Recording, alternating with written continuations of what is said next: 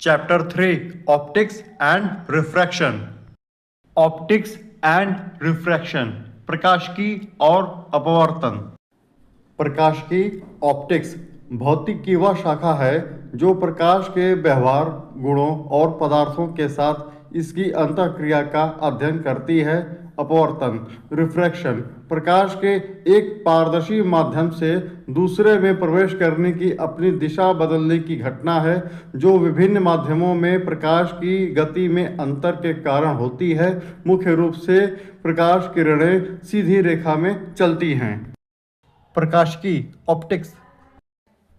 प्रकाशिकी भौतिकी की वह शाखा है जिसमें प्रकाश के गुणों जैसे गति, दिशा, ऊर्जा और उनके परावर्तन, अपवर्तन, प्रकीर्णन, विवर्तन, वर्ण विक्षेपण आदि घटनाओं का अध्ययन किया जाता है।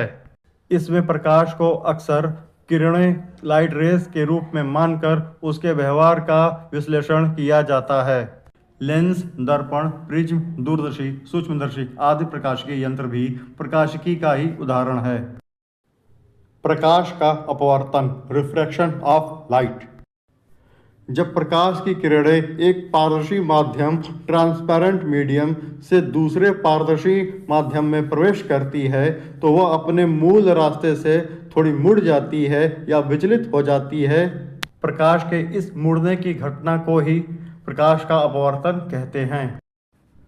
कारण अपवर्तन इसलिए होता है क्योंकि अलग अलग माध्यमों जैसे हवा, पानी, कांच में प्रकाश की गति, स्पीड ऑफ लाइट अलग अलग होती है। जब प्रकाश विरल माध्यम, रेयर मीडियम जैसे हवा से सघन माध्यम, डेंस मीडियम जैसे कांच में जाता है तो उसकी गति धीमी हो जाती है और वह अविलंब नॉर्मल की ओर झुक जाती है।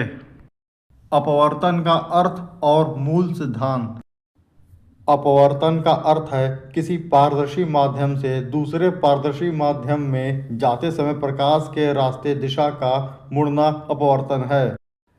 जब प्रकाश एक माध्यम से दूसरे माध्यम में तिरछे पड़ता है तो दोनों माध्यमों के अंतरापृष्ठ पर उसकी चाल और दिशा बदल जाती है।